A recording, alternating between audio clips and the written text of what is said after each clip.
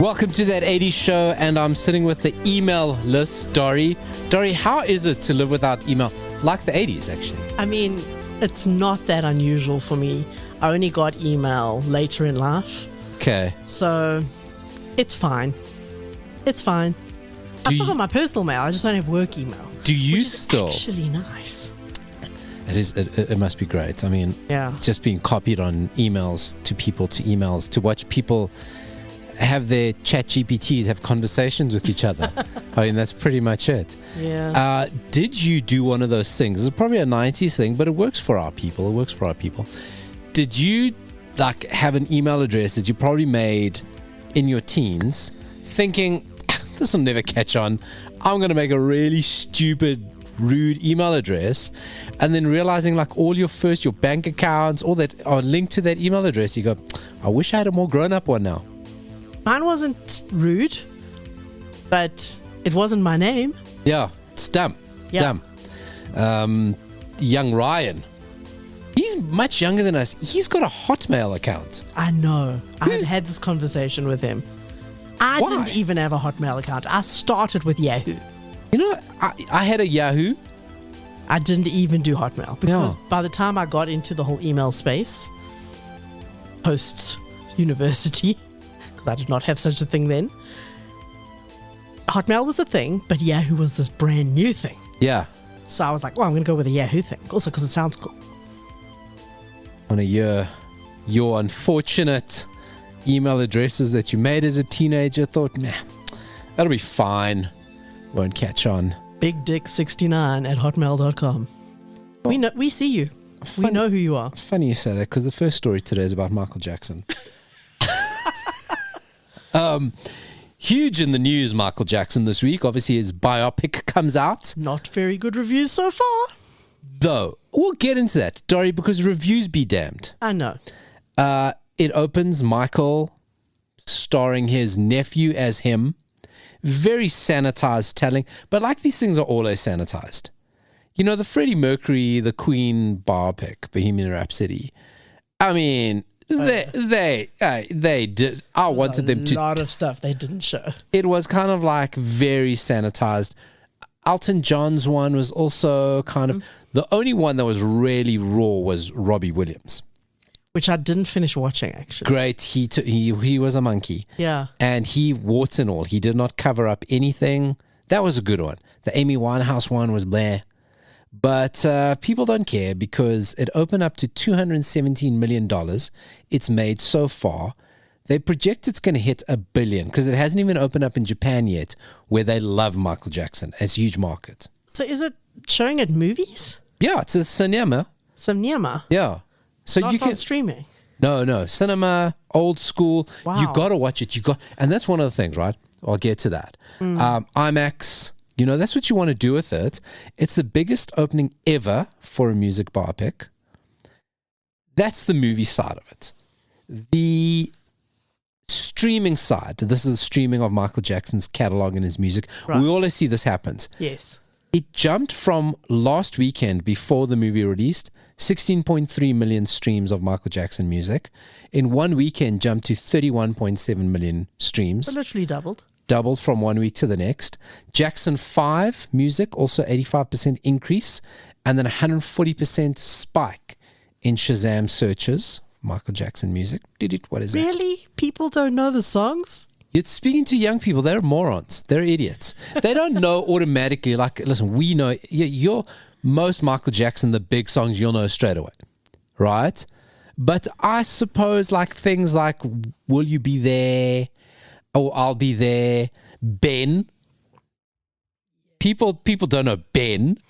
Billie Jean, top 15 on Apple Music. It's back in the Spotify global charts after 40 years.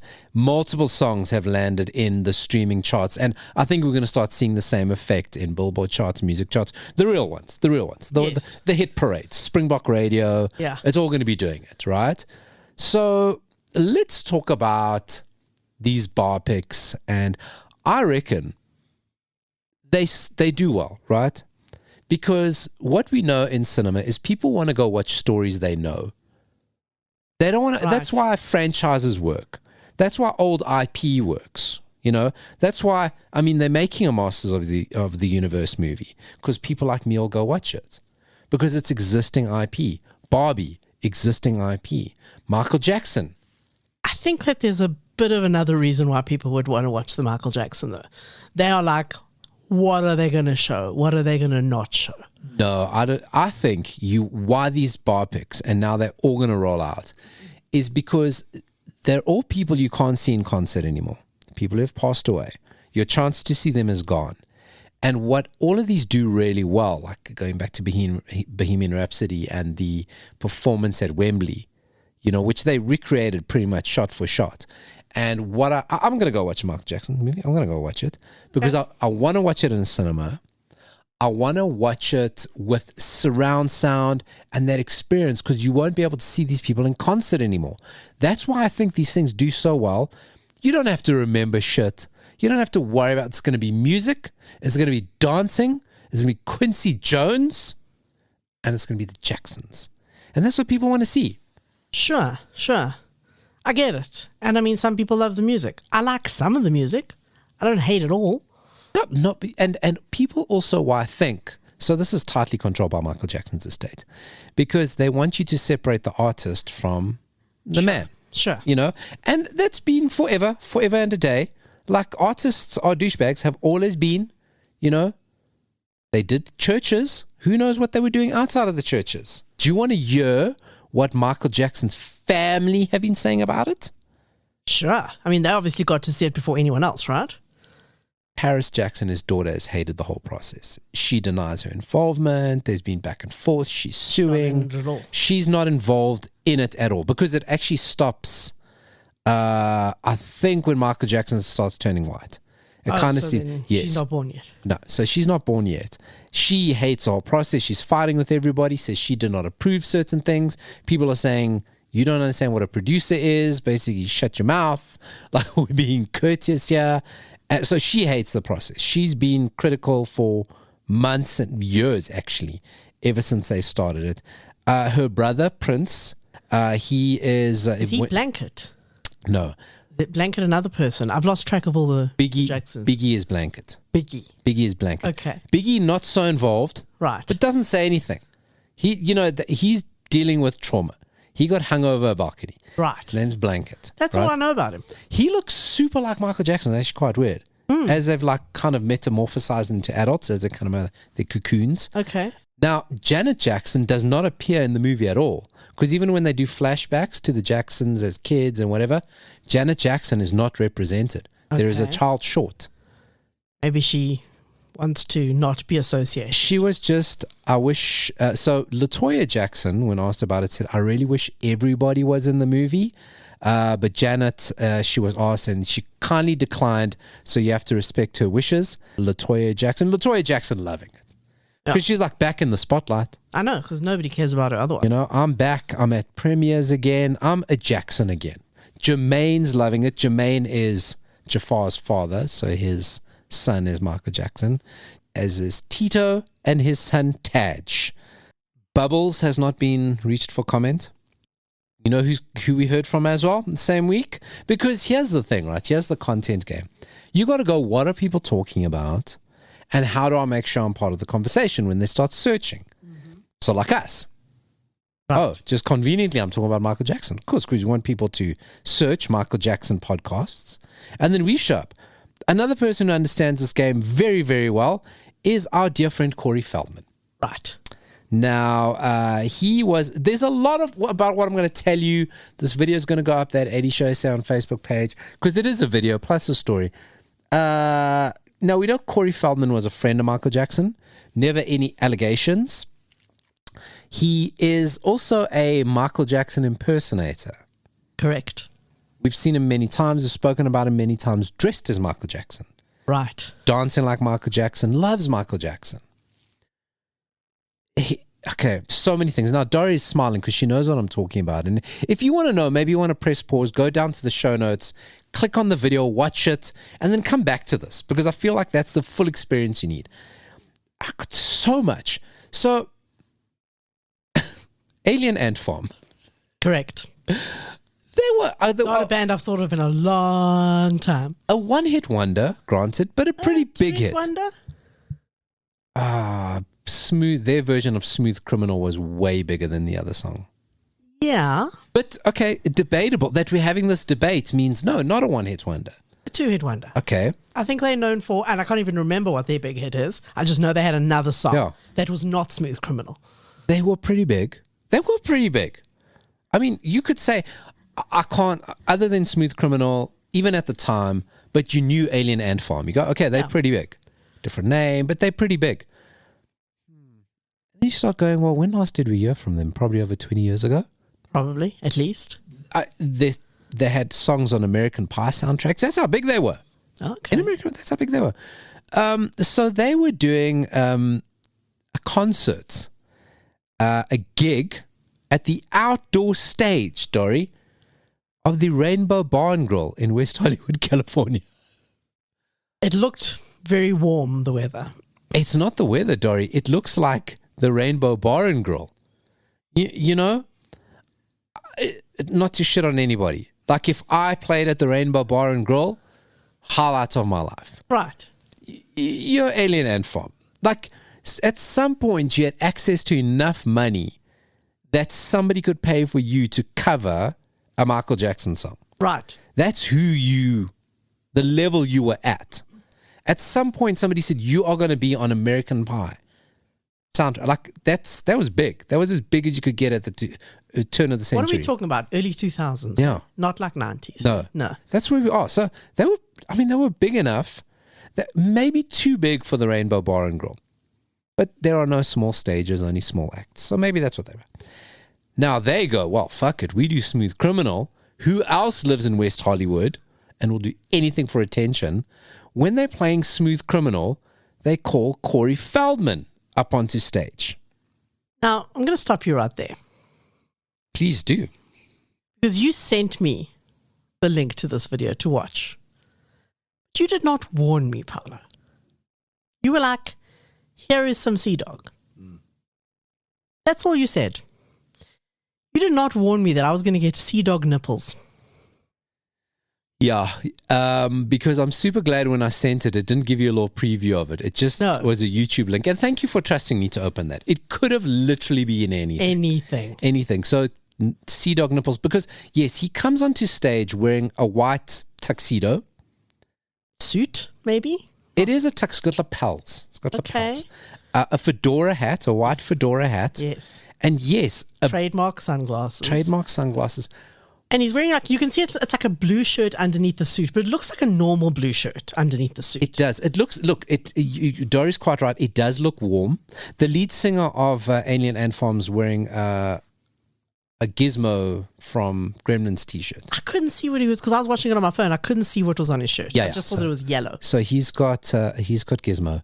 Okay. And Corey Feldman, yes, comes on. Let's not talk about his dancing right now. Let's not. But he gets onto stage and yes, at one point, as part of the act, opens up the jacket. Takes the jacket off because it looks like it's hot. Looks very warm, very warm. It's Hollywood. Yeah. Always warm. The sun always shines on TV. And yes, Dori, then what happens? We realize it is not a normal blue shirt. It is a chiffon shirt.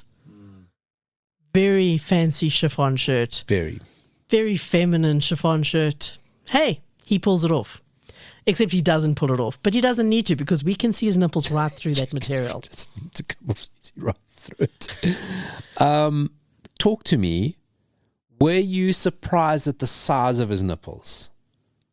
I didn't check them for size. I find them pretty, like, normal sized. Were you expecting Dolph Lundgren size? I was thinking small. I was thinking teeny tiny little nipples. Little ones. I've got small nipples, I'll tell you that. In case you're wondering. I actually have never seen yours. No, I'm not a shirt off guy. No, you're not. But you're a pants off guy. The pants off, yes.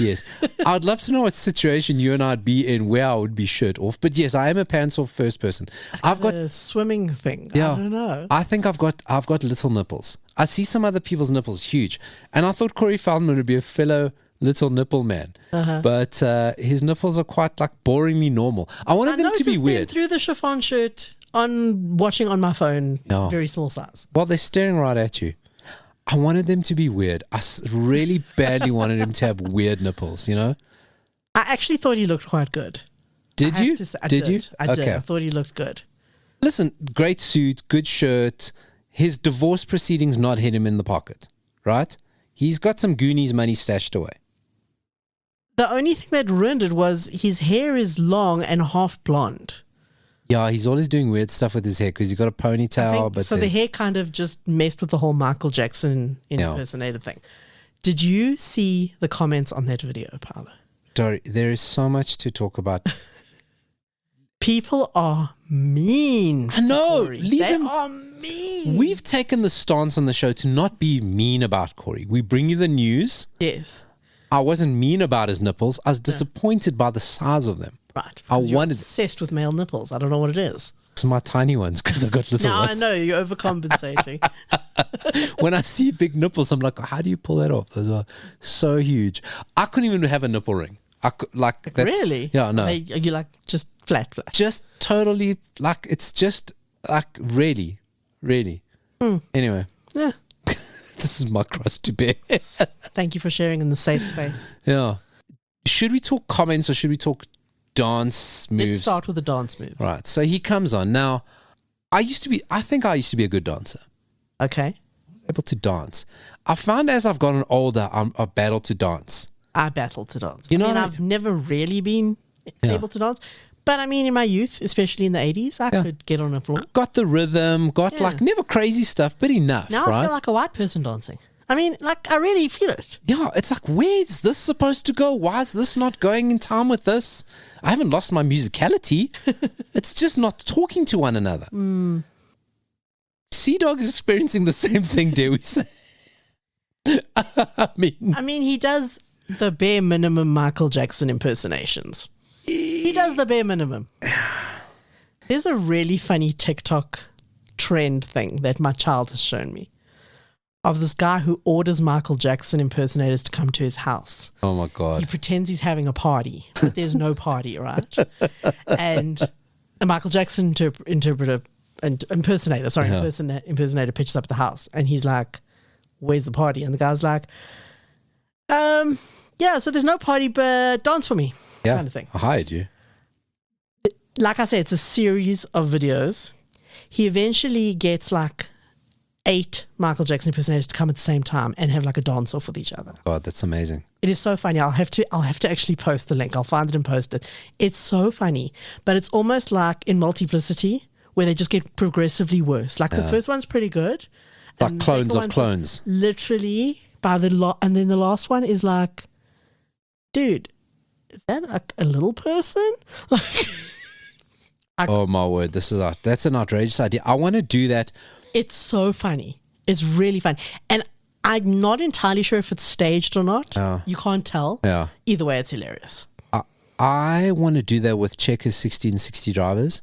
Okay. So I want to order 2 at exactly the same time with the same thing. Oh no. Get them into my driveway, close the gate, fight to the death to leave. And I get to keep the extra bike. Because if you think of Michael Jackson moves, all he's really doing, I think he spun around once and then a knee definitely locked. He did the forward lean thing, or he could have just been falling. Could he have vertigo? Yeah, actually, a little bit of moonwalking. Walking backwards rather than moonwalking. Backwards. Lots of crotch grabbing. Way more than was necessary. So a shame. I mean, like, I also can't dance anymore. So, I mean, God bless. Also, he had a microphone. Was he singing? That was one of the comments. One of the comments was like, they turned that mic right down as soon as he started. It's such a good point. Yeah. Because I did at one go, he's doing something with a microphone. But did we hear his voice? Do we know his voice? Right now, you might go, God, I wish your guy's microphone would be turned off. But no. You're right, because Alien Anfall must have done that thing to him, like what I used to do to my little cousins when we were playing Nintendo. And I was like, fuck yeah, I don't want to actually give this to you. And I'd actually just give them the controller, but not plug it in to the golden china. And then they think they're playing. I was, oh yeah, you're doing really well. Oh, fine. And then you're playing. So you think they did that to him? Give him the microphone. He's so involved in the moment and himself that he won't even notice. Other comments? Oh, how cool that Alien Ant Farm got Corey Feldman on stage for some karaoke. As smooth as a Lego. Yes, I forgot about that one. If I had Corey Feldman's confidence, I would be unstoppable. Mm-hmm. I think we can all agree with that. Yeah. When they're not laughing with you, I'm guessing to this day Annie was indeed not okay. A lot about his sheer blouse. And then when you order Michael Jackson from Temu. Ooh. Oh boy. Get that. I will be getting into the cinema to watch Michael and I will report back to you. Dori, little golden books. Do you remember those? From when you were a kid, when you were raising like the Ladybird book. Yes. Yeah. Sometimes they were hardcover. They sometimes had the ones, the soft ones for the book. Huge industry. Yeah, I remember those. I had a bunch. Everyone had a bunch. We all had them. Don't tell me they're worth a fortune now because I don't know where mine are. Dori, I found the weirdest thing about little golden books. They've got a range called the Little Golden Book Biographies. Okay. Little golden biographies about famous people. Taylor Swift, Pink, Beyonce, sports stars, LeBron James. And These obviously aren't little books, though. They are for little people, children. Okay. Not Danny DeVito. Mm-hmm. And they are biographies. Okay. Of course, when I find it, I go, who are the 80s people? Let's find them. And I got some excerpts from them. But now the thing is, the samples that they give you don't go to the 80s. Because I would love to have read how they cover that. So it's a biography about these people, some written in rhyme. Okay. About these people so kids can understand who these people are, which I think is actually great. Let's start off with Little Golden Books. Prince. All right. They got one of Prince. Cool. On June 7, 1958, in Minneapolis, Minnesota, a baby was born. His father was not a king, and his mother was not a queen, but they named their baby Prince. And after last week's show, I know that that's true. Prince Rogers Nelson. The family didn't have much money, but Prince was born with an extraordinary gift. It was the gift of music, and he would soon share it with the world. I'd love to go further, how do they cover the name change? Maybe they don't. It's part of his story when he had Slave. They got Jim Henson, ABBA. Now ABBA's a bonus because you get 4 people for the price of 1. Bjorn Ulvaeus was born on April 25th, 1945. As a child, he listened to rock and roll music. When he was 11, his parents bought him a guitar, and he quickly began writing his own songs. Now, they're lovely illustrated. Here's my problem, though. As I read that to you, I even noticed you looking down at your shoe. A child is not giving a shit about this. It's not engaging on a child. It's got to be a little bit more magical, don't you think? I need to see the illustrations. I'll show you the illustrations. The illustrations are pretty good. I'm going to show you. Because, but I mean, I don't think most kids would care at all about this. I'm going to show you Dolly Parton. Looking like Dolly Parton would look like in a kid's book with butterfly wings. Yes. Well, looks like angel wings, but yeah, it's supposed to be butterfly. Well, it is because it says Dolly is a bit of a beautiful butterfly herself, gentle and colorful. Yeah. She lights up the stage in her fancy outfits and she enjoys showing off her gorgeous, glamorous wigs. I thought you were going to say something else. Even though she's all grown up, Dolly still makes her own fun. It's very meh. At least Dolly Parton's got a bit of character. Bruce Springsteen? What kid has gone, I really want to find out about the boss. I really need the story of Born in the USA, which is a very depressing song, not the uplifting song whatsoever. No. But I need it told to me in prose with pictures. I have no idea anything about Bruce Springsteen's personal life. I don't care. He's not that guy. No. Prince at least is vaguely interesting, but I mean, he's not kid-friendly interesting. Which brings us to Willie Nelson. Oh my God. Now, Willie Nelson did intrigue me as a kid. Right. Because of the way he looked. Yeah. And he must have been on the Muppets at one point. I don't know. He had to have been on the Muppets, and I saw it, and I went, love that. And I know he was on the A-Team as well. So I must have seen that he intrigued me. So let me read you a passage from his book. And Willie went all around the world playing his music. Met a man called Julio, and they compared notes of all the girls they loved before. Oh dear, what a fun day that was. And Julio was named in sexual allegations, of which Willie seemed to get away with. Thank God, definitely not reading from them. Willie loves the weed more than he loves the woman. And that I want to read. Right? They're not should have covered. written the books. There's no Julio Iglesias in here. Right. They don't even mention Julio Iglesias. So what do they tell us about Willie? Do they mention the weed? No, because that's interesting. They mentioned that he grew up on a farm and loved planting things. Uh-huh. Here's another thing. Here's a person we love. Michael J. Fox has one. And it tells about him moving to Hollywood. His show was an instant hit. Viewers adored Alex and the charming actor who brought him to life. Michael quickly got offered another teenage part, this time in a movie. He played Scott Howard, a high school basketball player who turns into a werewolf in Teen Wolf. Now, that's a great image to go. It's showing him transforming in Teen Wolf. Yeah. That's captures cool. a kid. But then the kid's like, oh, fuck, now what happens? Is he eating people? Yeah. Is he blowing houses down? Keanu Reeves got it. So, of course, I jumped to the Bill and Ted part. Harrison Ford. Oh, come on. Betty White. Again, She's probably quite funny. I couldn't get to the part with the Golden Girls. And Bob Ross. I don't know who these are for. I don't know. They're not for kids. Certainly not kids who are kids today.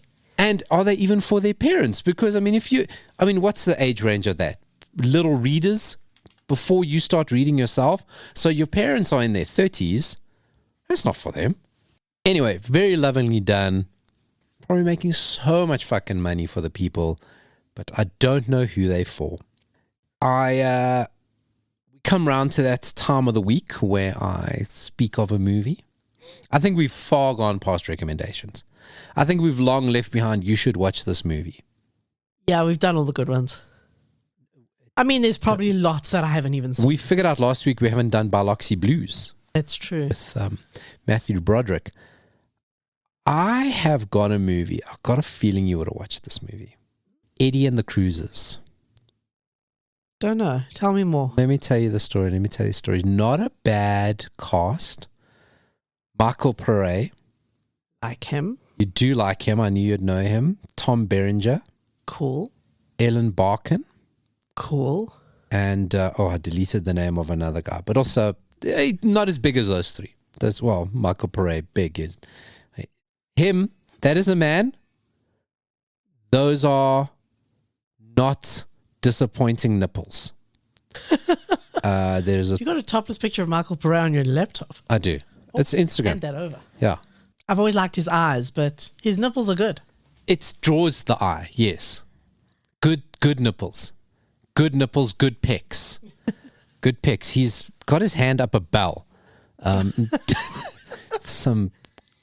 a euphemism. Never became a big star, Michael Pare, but good looking guy.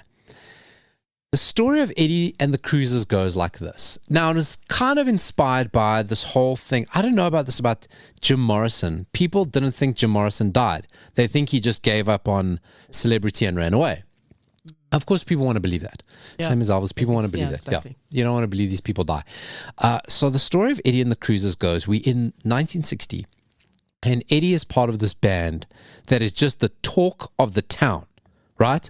Okay. They basically play one gig, got 2 songs. People like, these guys are going to be the next big thing. They're going to be huge. They're the biggest thing in this town. That's it. They're going to be the next thing. And Eddie is the lead character, played by Michael Pare. And Tom Berenger is his like songwriter, collaborator, and there's other members of the band. During a recording session, they have an argument because the producer wants them to kind of sell out, or says, you're not playing properly. Eddie's an artist, torn, and he storms out, and then they find his car in the river, right? Eddie's body's disappeared. And what could have been?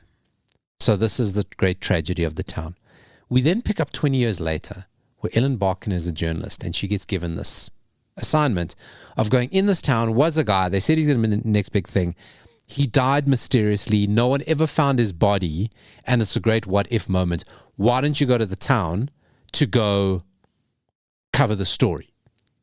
What story? Like, is he still alive? Or The mystery. Follow up with the does anyone band. still remember him? Whatever happened to the other guys in the band. Talk about the mystery, the effect on the town. Because people loved him. They were like, this guy. This was the 60s, you say. So now it's the 80s. Now it's the 80s. So now we're in the 80s. Right. And there's secret recordings, and over the years recordings keep popping up. Is he really dead? Who was creating the music? Was this recorded before? And they release it. So it's like a bit of a story. She's gonna go, I'm gonna go to this town and I'm gonna uncover it. So off she goes. And at the same time as she arrives in the town, the other members of the band and everybody that was involved in the band at the time, their houses started getting broken into.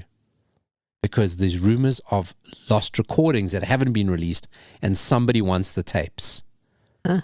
So it's now the mystery, and they start putting together what is common. Okay, we're all part of the band with him. No, but what is even more common? We could have the tapes. Do they want to release the tapes? Do they want to destroy the tapes? Why do people want the tapes? And it's now then goes into a mystery. I definitely haven't seen this movie, but it sounds really cool. So first they think it's Tom Berenger's character because he's obsessed with Eddie. Also because he's so like... he wasn't part of the band. No, he was part of the band, but he was obsessed with... He loved Eddie. Okay, right. But then also like hates Eddie because he's like, well, we could have been big. Yeah, he ruined my potential life. You ruined it. The band manager, could it be him? Because he goes, we have to release this because I missed out on a payday. So there's like this whole... Actually, it's like all retro sounding now. Like 60s style in the 80s. That's a funny thing. Right. Now, the music in this is actually pretty good. One of the songs actually became a bigger hit than the movie ever was. Okay. Right, I got that. I don't recognize the song myself. You probably will. But the music was done properly. One of the songs got taken out of it. People know the song, don't even know it's linked to a movie. Yeah. And yes, set in the 60s, all the music sounds 80s. Okay, cool. It sounds very They were Bruce. just very ahead of their time. Yes, very. It sounds very Bruce Springsteen-ish. Okay. There was actually involvement from Bruce Springsteen's band. Right. Some guys of the band. There's some connection there between the guys who did the music, fake band, Right. and Bruce Springsteen. So there's a very Bruce Springsteen thing. Michael Pare, his lip syncing and his is hilarious, and that's his whole thing about this movie. Fuck, do they take themselves seriously? If you want angst, Dori. Oh my He's selling it. God, everybody is so miserable all the fucking time. All the flashback scenes, miserable. Okay. All the today scenes, miserable. Everybody's just so angsty. And everything's so deep and thoughtful and thought-provoking and just fucking angst. I thought you said you weren't going to recommend this movie. Okay, well, if you are interested in watching it, it is on YouTube, Dori. Excellent. Guess what I'm doing tonight? Now, Eddie and the Cruisers, what's the big thing that's left uncovered? What thing do we end the movie with that I haven't said? Is he alive or not? Is Eddie alive? Maybe you shouldn't tell me because I want to watch it. Are you sure? No, tell me. It's fine. 6 years later comes a movie, Eddie and the Cruisers 2, Eddie Lives. So hang on. So it ends with we don't know if he's alive. We don't know. But it's then never solved. But then there's a sequel, which is probably completely unwatchable. It's terrible. So Eddie lives because Michael Pare now comes back as Eddie in the 80s, and he's a construction worker, and his fellow construction worker chums they have a band, and then he kind of like goes, okay, I'll play in the band. And then people kind of go, hey, you are not like just a normal musician. Or just a normal guy. You're something. There's something about you. And someone in the band kind of starts putting two and two together, goes, I think this is the guy. So do we only see Michael Pare in the first one in flashback? Only in flashbacks. Okay. Do you want to He is in it, at least. He is in it. He looks, I'm going to show you a photo That's the main reason I'm going to watch what this movie. you will love him. He looks gorgeous in this. This is what he looks like. God. You're definitely cruising for that. Because he's got this whole like greaser look. Leather jacket, brill cream hair. Yeah. And that's a black and white photo, but I know how blue his eyes are. No, I know. He looks great. He looks fantastic. Kind of go, I wonder why this guy didn't have a bigger career. And then you see him act. And then you go, oh, that's exactly What was that detective show he was in? Houston Nights, is that maybe what you're thinking of? That might be it. Was that from the 80s? It was from the 80s. That's probably the one 87 I'm thinking to 88. Then he disappeared in the 90s. Yeah. And then came back in the 2000s. So, yes, then Eddie Lives.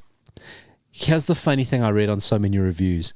So people were finding this movie and hiring it, but it got rented out as a double disc. So you could rent both movies or buy both movies together. Okay. So you start watching Eddie and the Cruisers, and the whole big thing is, did he die?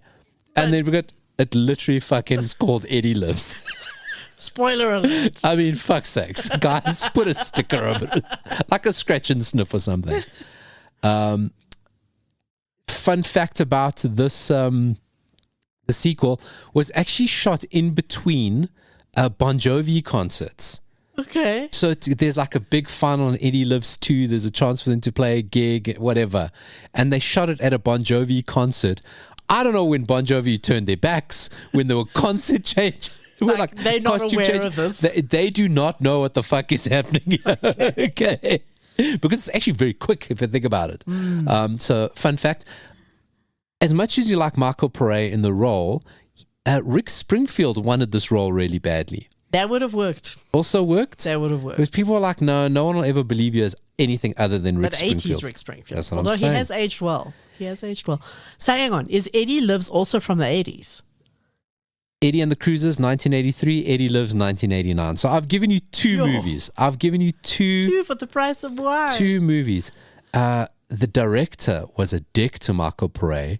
Would say to him, if you fuck up tomorrow, you're fired. He lived in constant fear of getting fired by the director. Because he was not such a good actor? Probably. Right? Probably. He was pretty though. He got away with it. Michael Pare has recorded his own album. I do not want to hear that. And he is also working on a second sequel. Oh my God. Eddie dies. He got up to page 78. Eddie dies again. Eddie no longer lives. Yeah. He got up to page 78. He said he's got a director who's a fan of the original, who said he would consider directing. This director, Brad Furman, who directed The Lincoln Lawyer. So you got to think he's big. And in a time when Netflix and other venues are catering to some highly specific tastes, there might be more to Eddie Wilson's story yet. So hang on. Did Michael Pare write the first two movies? No. Okay. He just goes, this was my thing. This was my chance, just like in the movie. Art, life imitating art, if you will. Yeah. I mean, anything you find of Michael Pare on YouTube is all interviews about this. People only want to talk about this. Unless Houston Nights. I think, perhaps we've got to revisit Houston Nights. I am so revisiting Houston Nights. Yeah, I think I remember Houston Nights. I remember it wasn't that bad, actually. Okay, next week, let's report back on Houston Nights. Okay. We got a long weekend. Let's report back on Houston Nights. So that is Eddie and the Cruisers and Eddie Lives for your pleasure. I might watch the first, probably not the second. Yeah, you won't get through either.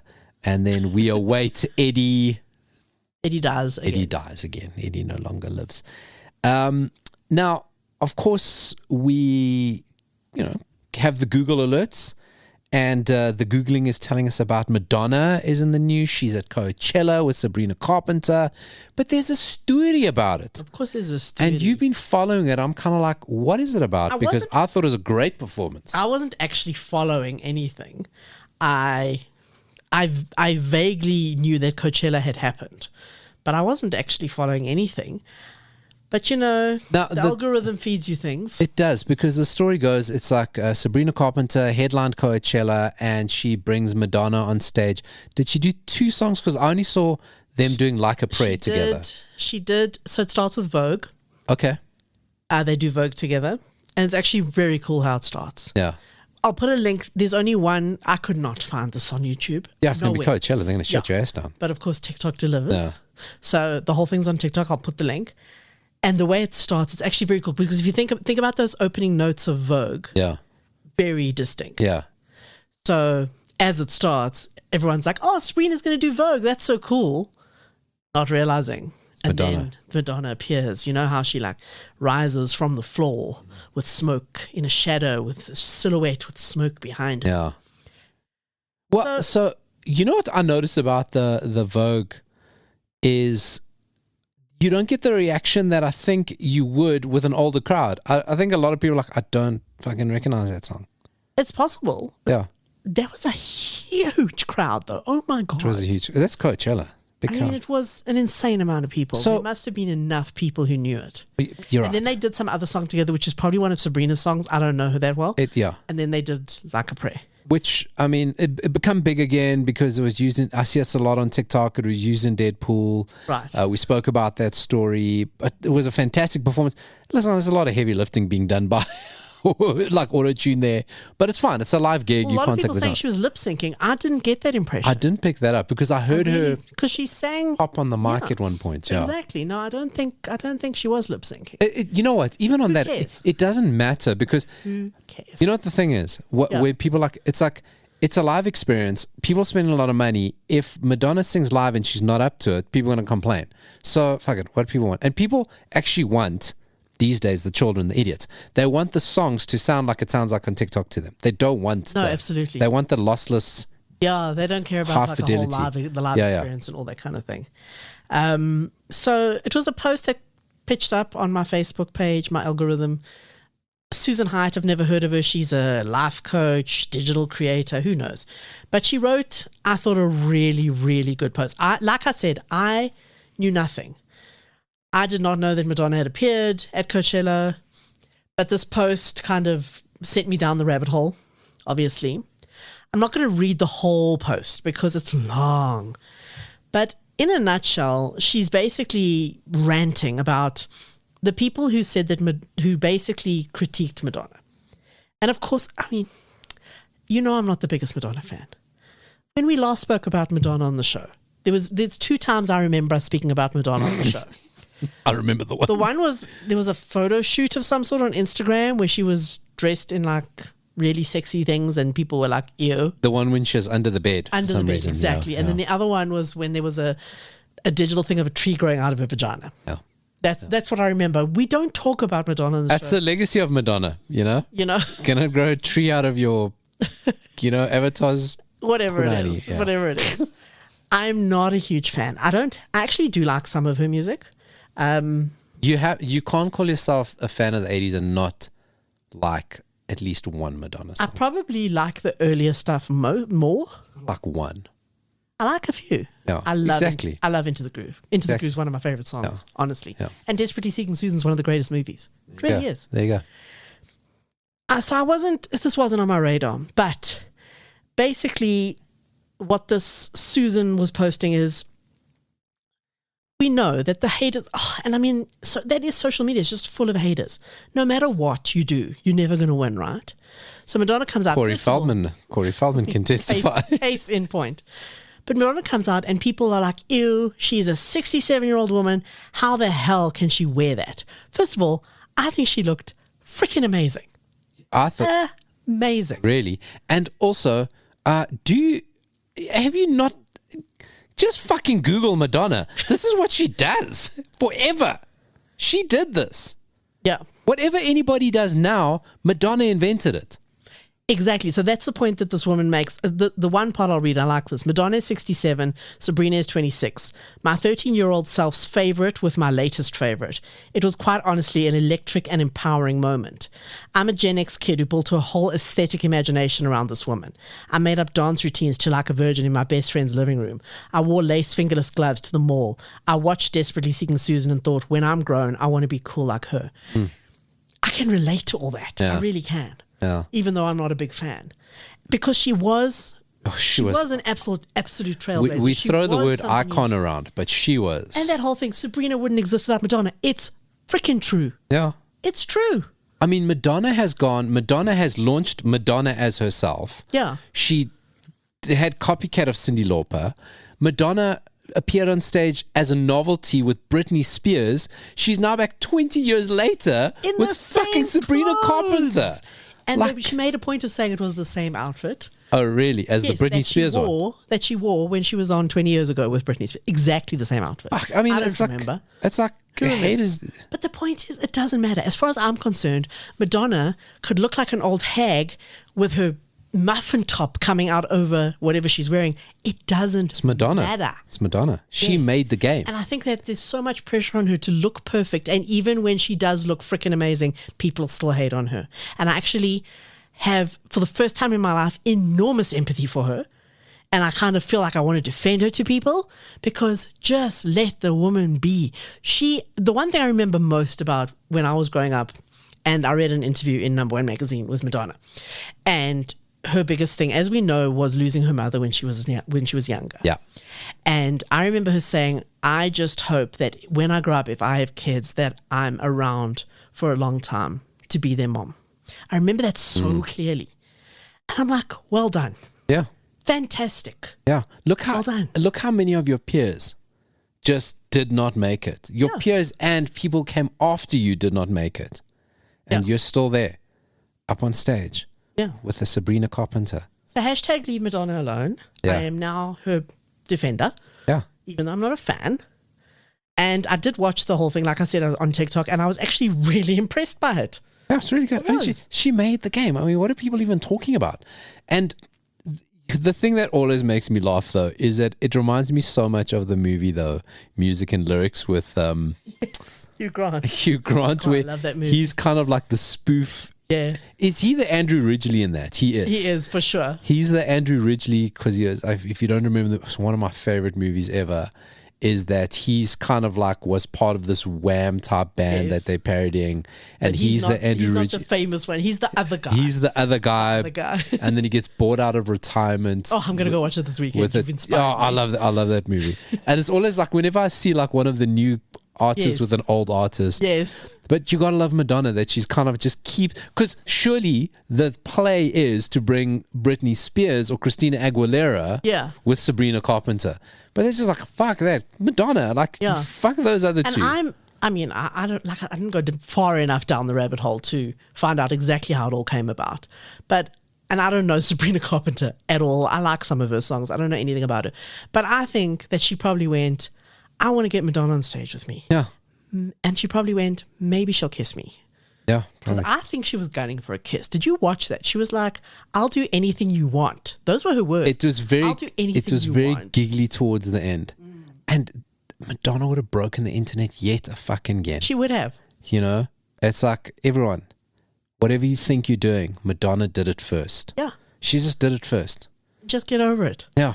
You know? So that's the thing is, I know that I can't go down that rabbit hole because I know it won't be more than 3 or 4 videos before the algorithm gives me a Corey Feldman video to fucking distract me. So I've so broken the thing. What a good show. We got Michael Jackson. Yeah. We got Madonna. We had Michael Pare. And what collection of 80s people would be complete without Hulk Hogan? Okay, is it the Hulk Hogan version of 280's Truths and a Lie? Dori, well done. You figured it out because in a shameless chase of the algorithm, Hulk Hogan, big news this week because the Netflix documentary about his life came out. Very good. I loved it. Okay. I'm doing Donald Trump hands now as I'm telling you this. are. And But you're not doing the Trump dog. Donald Trump is in it as Okay. both his new Donald Trump and his old Donald Trump. And fuck, you forget how big Hulk Hogan was in the 80s. The reason his name's Hulk. I mean, not just physically, as a phenomenon. Okay. Like, they make the points is saying, like, if it wasn't for him, like, professional wrestling would have gone the way of roller derby in the 80s because he just fucking made it so big. I didn't, as a kid, know he was not a real person. Right. That he was a real person. Yeah. I thought he was a cartoon because he's fucking with Mr. T. Yeah. He's like in a cartoon. Like, I thought he was a character. Yeah. That's just how larger than life he is. So it's good to watch. Of course, you know, he becomes an old man and does old man shit. Like, it's natural. But in today's episode or today's version of 280's Truths and a Lie, it's the Hulk Hogan Shameless Tat edition. Yay. Because that man fucking put his name on everything. So I'm going to say 3 statements. All of them are around things that carried the Hulk Hogan name. Okay. And you have to tell me which is a real product, 2 are a real product, 1 is bullshit. I am absolutely not going to get this one. They are so ridiculous, you'll never know. Because there were toys, there were bed sheets, there was cereal, there was what, if you can imagine it, it had Hulk Hogan on it. And he did music as well, because he was actually quite a talented guitar player. Huh. And his first kind of like outlet was music before he discovered steroids.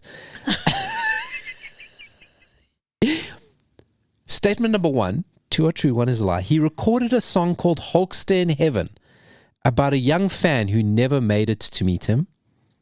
That is statement number 1. So sad. Statement number 2, in 1986, he released a workout VHS called Hulkster for Pets, where he demonstrated exercise routines you could do with your dog.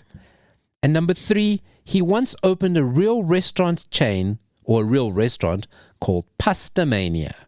Among the many things he did, 2 are true, 1 is a lie. He recorded a song called Hulkster in Heaven about a young fan who never made it to meet him. He released a workout VHS, very big in the 80s, called Hulkster for Pets, and he once opened a restaurant called Pastamania. I think Pastamania is true, because if you were making that up, you would have given it a much funnier name.